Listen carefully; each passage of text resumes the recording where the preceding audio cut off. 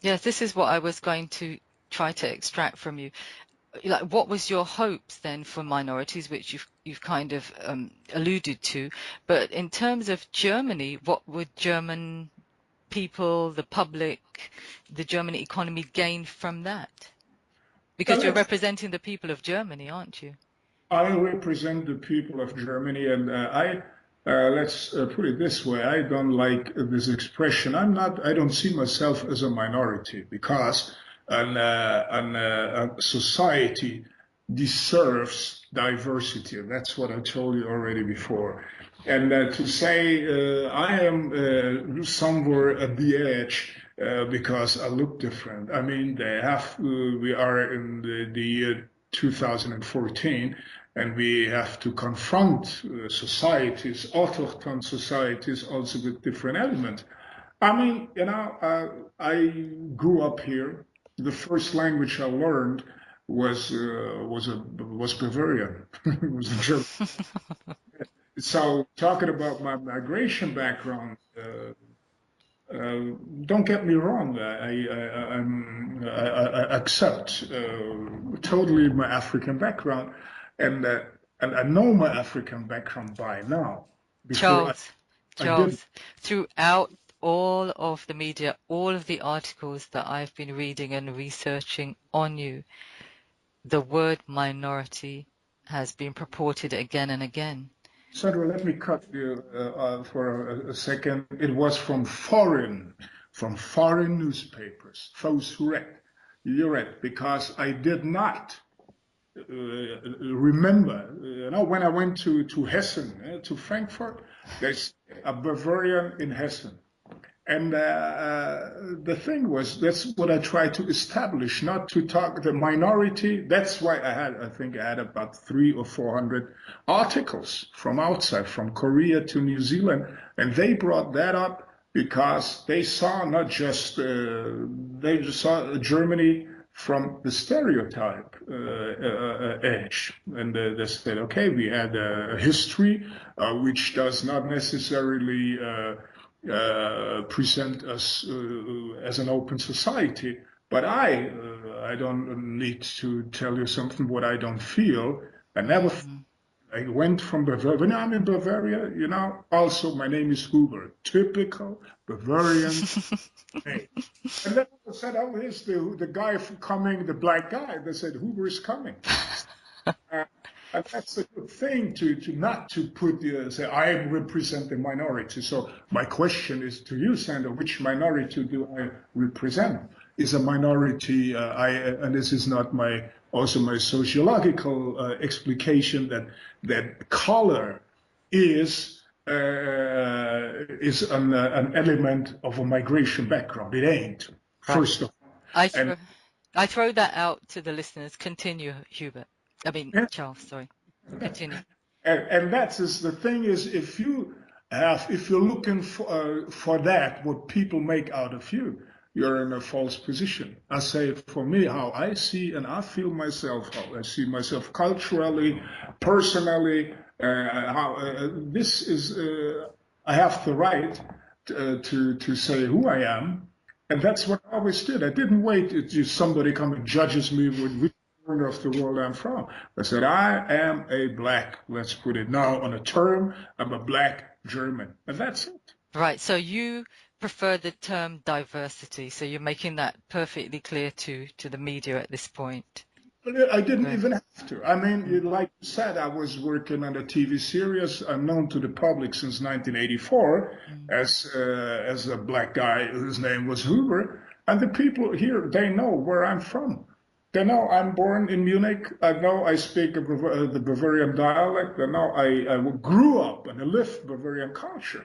And I never ever also said I don't like Africa. I was defending Africa as well. I was defending Germany, and I still Germany. I mean, I'm in German Parliament, and there is not a huge, and you cannot also say, minority is minority. You have Arab minorities, Turkish minorities, you have Russian minorities, Vietnamese. Sometimes they like each other, sometimes they don't. And so the minority cake is not a cake of love and understanding and acceptance. So, and there are also black kids here in Germany. They don't know anything about Africa.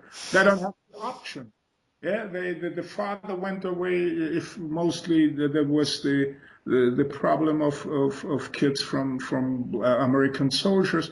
They didn't know the father, and that traumatized them. And then if you say now, you know, they grew up here, they didn't have the option. They didn't grow up in a Turkish family with uncle and all that or whatsoever. And now you say he's a migration background. He's not a fully accepted German. But he said, but I am black. But what do I know about German culture? And so let's put it this way. There is also among diversity, it's diversity. Right. So you're very passionate about your cause. You've climbed the career ladder. You're what I would consider somebody that is highly successful. So what has success meant to you now at this point? First of all, I don't see success. I see work. Maybe this is my explanation. Success comes or it doesn't come. And if it doesn't come the moment you want it to come, you have to evaluate and analyze why it doesn't come. Because everybody likes to see a result. Let's put it this way. I like to see results, and I didn't focus on success. I focused on good work and having a good result. And if that leads into success, I'm happy. But this is not the major drive and the major motivation to be successful, because then you focus too much on yourself, on your person, and how you look and how you appear, and then maybe work suffers. Mm-hmm. So what do you do to relax? You are married, you have children. Correct me if I'm wrong in that matter. What do you do outside of your political working life? A little bit workout, a little bit, there's outside of political life, there is not much space, You see, people don't know here, even the Germans don't know here, you work as a politician, you work 16 hours a day, you have no weekends, and because if there is a weekend, you have to go to the area where you were elected, and then you come back, and then you have events, and then you have in the evening meetings. So what I did usually, I would not be at the end of my working day, but I cut it, and I cut myself out to do the interview with you, Sandra. Yeah? Yes, I very much appreciate that. So your future plans, what are your hopes and plans now within your role for Germany? What's the future hold? It's just doing good work in the committees and improve, like I said, relations with Africa, helping Africa to get closer to economical emancipation, and that's it. And all this area of foreign policies and development strategies.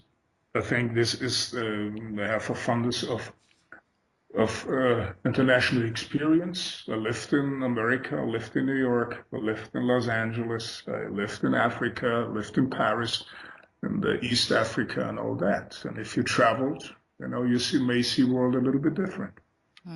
Okay. Well, with all this, Charles, you found time to publish your autobiography in 2005. Tell me about the autobiography. The title was in German, and my German's not very good, so you can remind us. But it's first of all, the content, of course, is an autobiography. The autobiography explains the perspective on an individual to the society, not vice versa. It's called a Bavarian in Senegal, and neither by a lower Bavarian. This is even a more concrete specification of a very special culture within Bavaria. So you see the Bavarian pride is there as well, Sandra. And and that's about the experience I made, and the orientation, I was, how that worked out, how I found Africa within myself, and how I also is the Bavarian part. It's about the self-analysis, That's it.